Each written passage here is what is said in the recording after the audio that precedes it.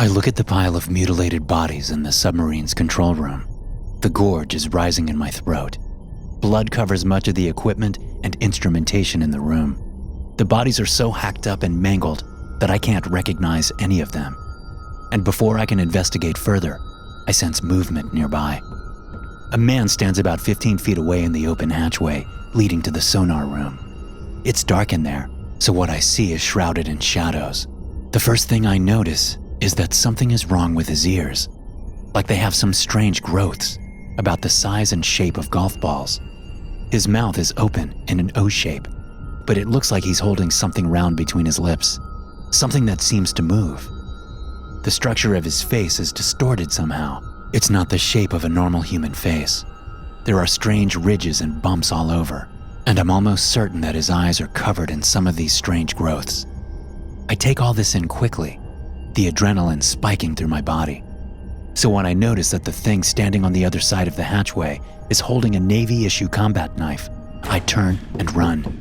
I jump through another doorway, one designed to separate compartments in case of a breach, and I'm just about to close the door when someone calls out to me. A man appears from an adjacent doorway, a man I know as Clemens. "What's going on?" He calls. "Come on," I say. "What's going on?" He says again. "Look behind you." Clemens turns and sees the thing with a knife coming down the corridor. He takes one look at it and runs toward me, hopping through the hatchway so I can shut the door. "They've gone insane," Clemens says as I turn the handle to seal the door. "There's something wrong with them. Their faces." "I saw. They're not themselves," I tell him. "It's not your run-of-the-mill insanity. Something else is happening." I feel the handle move. "Find something to jam this up, will you?" I say to Clemens. "That thing is trying to open the door. What if there are more on this side?" He says. "One thing at a time," I say. Clemens, a kid of maybe 20, nods his head and goes off to find something for the door. The handle moves again, and this time it feels like there's more than one person on the other side. I don't know how much longer I can hold it. "Hurry up!" I call. Still holding the handle with all my strength, I glance over my shoulder. Clemens is coming down the hall with a large wrench in his hands. I see movement behind him, just the shoulder of someone following closely. "There's someone behind you!" I yell out. "It's okay," Clemens says, moving slightly so I can see the face of the man following him. It's Burrell, a sonar technician, and his face looks normal. I breathe a sigh of relief, allowing myself to relax slightly. As soon as I loosen my grip on the door's handle, it is yanked out of my hand and starts spinning quickly. The door unseals and starts to open, but I reach out and grab it, struggling to pull it back into place. Clemens and Burrell join me, and we're all three pulling on the door, fighting against the forces on the other side. We spin the handle and work hard to keep it spinning until the door is secured. Clemens picks up the wrench that he dropped and jams it at an angle between the handle and another metal door component, essentially locking the door for now. We step away from the door, panting and sweating. "What the hell was that all about?" Burrell says. "What's going on?"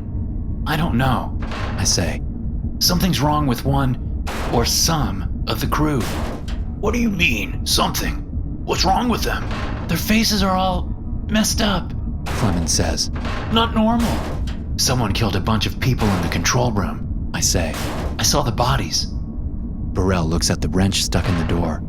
Whatever is on the other side is still trying to turn the handle, but it's not budging. He sits on the ground. "You think this has something to do with the weird stuff we experienced yesterday?" He asks. I had the same thought. We'd been on a routine patrol when all the instruments started going haywire at once, something that is nearly impossible under normal circumstances. We'd been pretty deep, 1,500 feet or so, and had some anomalous readings right before everything went crazy. Or at least, that's what I heard. I wasn't on shift at the time. Apparently, the sub had gone blind. We couldn't tell how deep we were, where we were, or even whether we were moving. But Commander Ryan had kept his cool and started diagnostics on the various systems to figure out the problem. Still, it wasn't an all-hands emergency, so I'd gone to sleep along with the rest of my shift. I'd awoken to an eerily quiet boat and made my way to the control room. That's when I found the dead bodies. I'd say it's a pretty good bet that it has to do with the weird stuff that happened yesterday. But there must be more of us here. It's just not possible that nearly 140 people have been killed. I don't buy it. There'd be bodies everywhere. It's a big ship, but let's check the bunks, Clemens says. See if anyone is back there. I don't suppose either of you can get into the small arms locker, can you? I ask. Both men shake their heads. Okay, let's go, I say. Burrell, stay here and keep an eye on this door. If anything happens, give us a shout. Burrell doesn't look like he's fond of the idea, but he stands up and nods his head anyway. Clemens and I head back to the bunks and start opening the navy blue curtains obscuring the beds. We check 8 bunks before we find anyone. Morton's here, Clemens says. I turn around and see Morton curled up in a fetal position in his bunk. His eyes are wide, staring blankly through us. What the hell happened, Morton? I ask him, shaking him. His eyes shift up to my face, but they're still blank with what I suspect is shock and disbelief. They let them in, Morton says. before any of us knew what they were doing. They let them in. Who? Who let what in? I ask. Commander Ryan and the XO. They flooded the escape trunk and opened the hatch to let them in. There's nothing we can do. Nothing. We're stuck in this tin can with them. Where's everyone else? Clemens asks. Where's the commander? Gone. Morton says. They're fucking gone. He's lost it, I say. Let's look for more. Burrell's screams cut my words off. Both Clemens and I look toward the sound. I know instinctively that Burrell is in serious trouble. The scream was one of tremendous pain. See? Morton says. He reaches out and pulls the curtain closed over his bunk, determined to wallow in his insanity until they find him, whatever the hell they are. As the noise of footsteps drifts down the hall toward us, I know we need to move. Let's go, I say to Clemens. If we can get to the mess, we can arm ourselves with knives. It's better than nothing. Clemens nods, and we both make our way past the bunks, past the empty officer's wardroom, through the dry storage area and into the mess. We each select a kitchen knife quickly, the sound of footsteps following behind us. The closest sealable compartment is the torpedo room. Not only is it the closest place to seal ourselves in, but there's also a slim chance that one of us could escape through a torpedo tube. Not both of us, but one. And that would be a last resort.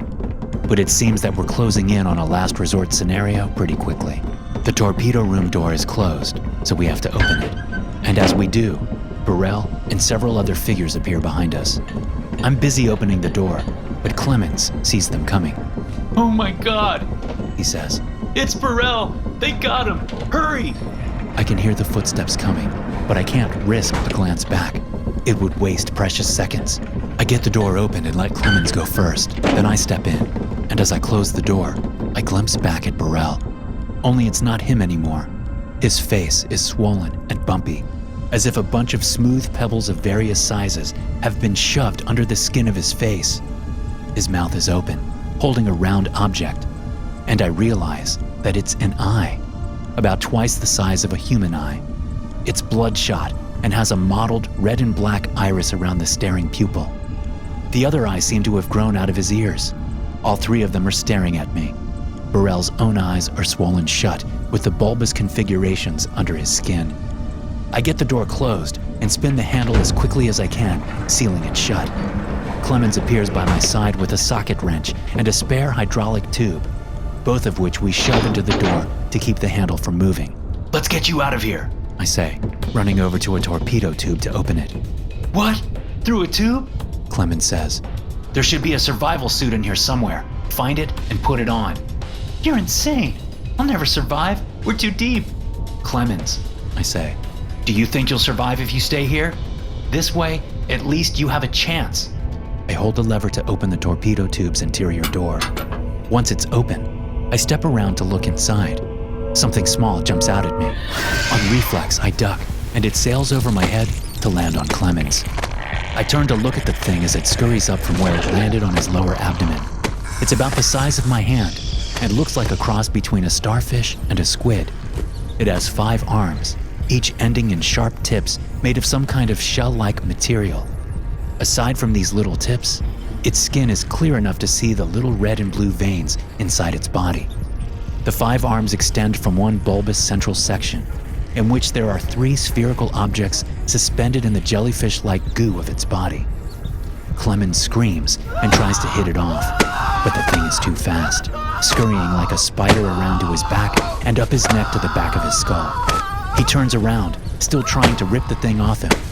I watch in horror as the thing stabs 3 of its arms into his head, 2 of them just behind the ears and 1 of them at the base of his skull. Clemens suddenly stops moving. His hands drop to his sides and he straightens up, still facing away from me. The 3 spherical objects shift inside the creature's body, splitting up and moving down the 3 arms embedded in his skull.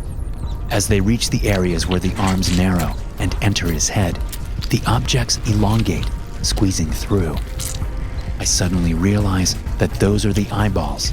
2 of them are going to his ears, and 1 to his mouth, traveling through the thing's arms. The other 2 arms enter his head just behind the temples, sliding around the front of his face, deforming the skin and cutting off Clemens's own vision. The thing turns to me, now controlling Clemens's body. Its 3 eyes stare, each moving slightly in quick, jerky motions. It moves toward me. I back up to open the torpedo tube, unable to go anywhere else in the cramped room. And then I feel something slimy and wet land on the back of my neck. Thanks for listening. If you enjoy these stories, be sure to subscribe to the podcast and check out some more of my episodes here.